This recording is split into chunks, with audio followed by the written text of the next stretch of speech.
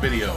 Now, this week I stayed home, worked out of my home office, went to the flea market I normally go to on Wednesday, found a few things, not too bad. Now today I decided to hit a flea market this morning. I got there early. It's a flea market I go to every once in a while. It's kind of out of the way, and a lot of times I find good stuff at this flea market, and today was no exception. So we'll get started with the pickups. For my Sega Genesis, here you. I finally picked up a copy of Desert Strike, Return to the Gulf. So now I got the complete Strike series on my Sega Genesis now. Got Desert Strike, Urban Strike, Jungle Strike. Still got to find my Soviet Strike for the PlayStation 1. PlayStation 1. I have no idea where it's at. Still haven't found it. The next I picked up was Space Invaders 91. Pretty fun Space Invader games on the Sega Genesis. It's got some neat power-ups for your ship on it. It's quite enjoyable for a Space Invaders game. I wasn't going to get it, but it was cheap, and I said, oh, had a box, so I'll go ahead and pick it up. May keep it, may get rid of it, don't know. Haven't decided yet. And then for my Sony PlayStation, I've already got this game on my Sega Genesis, but I think I'm going to get rid of that one and keep this one because this has a lot better graphics in it, a lot neater explosions. So I picked up Viewpoint in the long box for my Sony PlayStation. It's a real cool shoot 'em up type game with a pseudo kind of 3D effect, kind of like Zaxxon in a way. A lot of fun to play. I really like it on the Sega Genesis, but I like this even better because of the enhanced graphics. And then for the Virtual Boy system, now I sold my Virtual Boy, I no longer have it anymore. So the videos you're going to see these was played on an emulator on my Nintendo Wii for the Virtual Boy. So I couldn't actually record gameplay of these on an actual machine like I normally do. I picked up Red Alarm, really cheap. This is going to go to Game Gavel. And I picked up Mario Tennis. That's going to go to Game Gavel also. It's a fairly fun game. And I picked up Galactic Pinball. Pretty neat pinball game on the Virtual Boy. It was my favorite game on the Virtual Boy when I had it. But now since I can play in emulation and not have my eyes bug out of my head, that's why I got rid of my Virtual Boy, because I can play everything I like in emulation, especially the Virtual Boy Space Invaders. It's really expensive to get if you ever find it, but it's a really neat 3D Space Invaders on the Virtual Boy that I really like.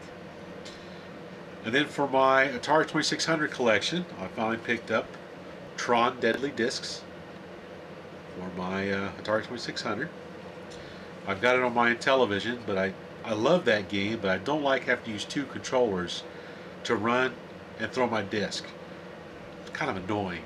If you use one controller, you got to stop, then throw the disc, and then run again. I'm getting used to it.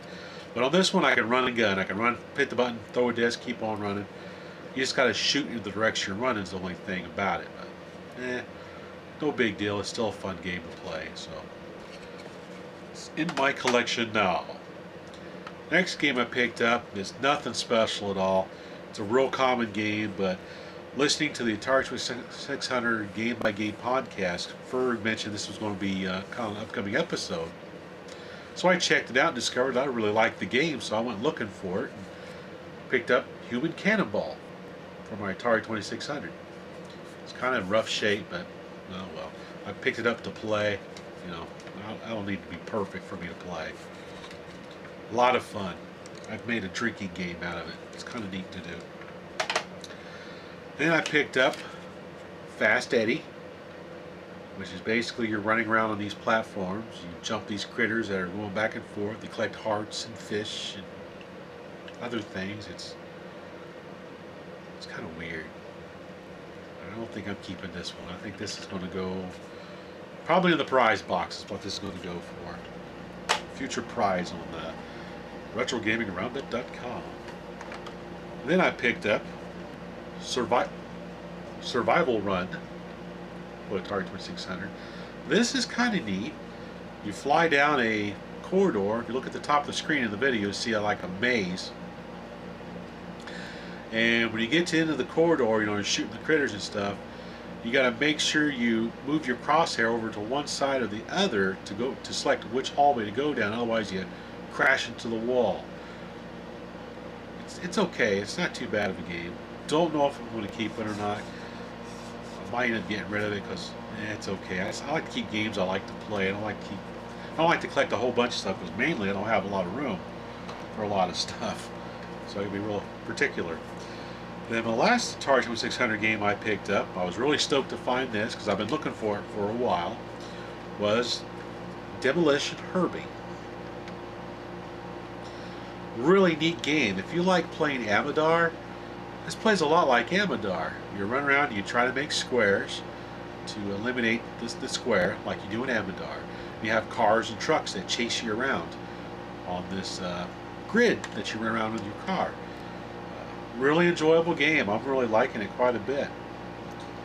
So this one I'm keeping. This is going into the collection. Then off on my Game Boy Advance, I found another Mario Kart Super Circuit. I've already got one. This is the third one I've had now. First one I had, my buddy Indie Soul got a hold of over in Korea. And the second one I picked up, I kept for myself. Now this one here, I'll probably use for a prize on Retro Gaming Roundup on the podcast. Then I picked up Starcade Advance. Really nice cartridge. Usually you can find them really cheap. This one was only $1. And it's got some of my favorite games on there like Frogger. It's got Scramble. It's got Gyrus on it as well. So it's got a good collection of games. So it's a lot of fun to have. This one I'm keeping. The other one I had, my buddy Indie Soul got a hold of it also. He gets me drunk and he gets me to give him things. The last cartridge I picked up for my Game Boy Advance was Castlevania Aria of Sorrow. And I played this just a little bit to make this video. I'm still out on the fence on this one. I don't know if I'm going to keep it or not because I like Castlevania games, but this one just, I don't know. Just not clicking with me. Then for the regular Game Boy, I picked up Castlevania Adventures. And it's kind of like the old style Castlevania. It's okay. It's not too bad. It's a little slow. But it's not too bad. I don't know if I'll keep it or not. This is going to the think pile. Will it stay and will it go? I have no idea.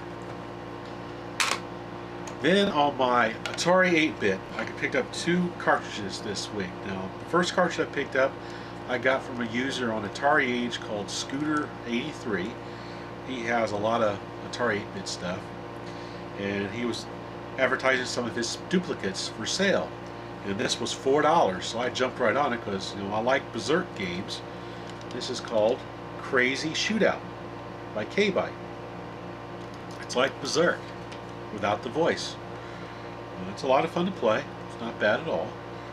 So I was pretty happy to get hold of this for my collection. But the game I picked up today at the flea market is Pingo for the Atari 8-bit.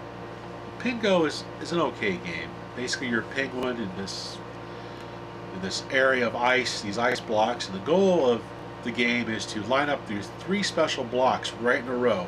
So you got to push them over to one side, to the top, somewhere, just get them all to line up and touch. And you got these little other critters that run around chasing you that you can crush with the ice blocks. They can chop through the ice to come after you. It's a challenging game. It's not too bad. I really enjoy it. I've got it on my Atari 2600, so I was pretty happy to find it on the 8-bit as well.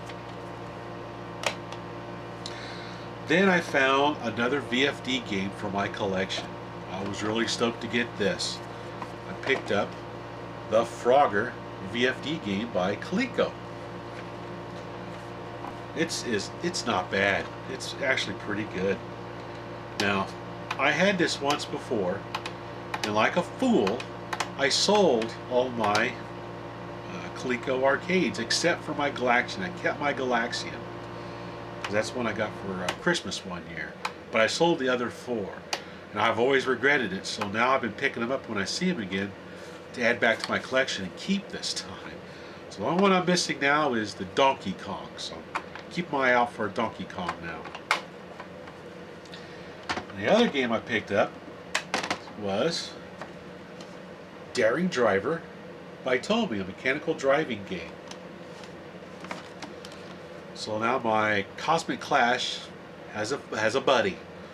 Tomy only put out 2 of these little mechanical arcade games like this. And this one is not bad at all. You have like a little red car that's lit up in the middle of the screen, and the track actually deforms right and left and straight. And little LEDs flash like this, you know, in sequence to make it look like you're moving really fast. It's kind of cool. Noisy as heck, but it's really cool. And then lastly, I picked up some games from my television collection. Nothing special at all about these. I think probably the only one in this collection that's halfway kind of neat. Hard to find, I guess. I don't know. I've not had my television very long. I picked up Dreadnought Factor for my television. It's pretty cool. It's not a bad game. Then I picked up B-17 Bomber for my television, my TeleVoice module. I got to get some instructions for this because I can't figure out how to play it. Then I picked up Space Spartans. Need instructions. I can't figure out how to play this either. I can flip the maps around. Don't know how to hyperspace or anything like that, so I gotta figure out how to play this one. And then I picked up a sports game, Major League Baseball. I don't normally go after sports games, but I figure, you know, I'll get a baseball game because I like baseball type games anyway. And I picked up Armor Battle, great tank game. Unfortunately, it's 2 players. I wish it was 1 player. But I'll get my wife to play that with me. Picked up Utopia. I have no idea how to play this. I can find some instructions. I don't know about this one. I picked up Space Hawk. Kind of neat. Not bad. Kind of fun. And I picked up Bomb Squad. I have no idea how to play it. Gotta find instructions for that one too. And then we're down to the last 4 games here. Picked up Mission X. Kind of like 1942 a little bit. It's okay. It's not too bad. Don't know if I'm going to keep it or not. Sea Battle. Not keeping it. I don't like it. So it's going bye-bye. And I picked up Star Strike. Can't play this game worth a darn. I destroyed the planet within the first 2 or 3 minutes I played the game. And then the last one I picked up is the Triple Action card. It has 3 games on it. The first game is Tanks. It's kind of like a souped up version of Combat on the Atari 2600. It kind of looks like Combat from the Atari 2600. You can have ricocheting bullets and stuff like that. It's kind of cool. The second game on there is like an auto race game. Got a car, runs up the screen, traffic coming at you, you got to dodge it, travel so far in a certain amount of time. Yeah, it's okay. And the last one on there is Biplanes, where it's aerial combat. Now, what's really cool about the biplane game is if you angle your plane up too much, it'll actually stall out and fall right back down to earth, that's kind of cool. What I don't like about it is instead of pulling back on the thumb pad like you would on a plane to go up, you got to push up on the thumb pad. So as you watch this video, you see I'm crashing all the time. It's because I keep hitting down thinking I'm going to go up.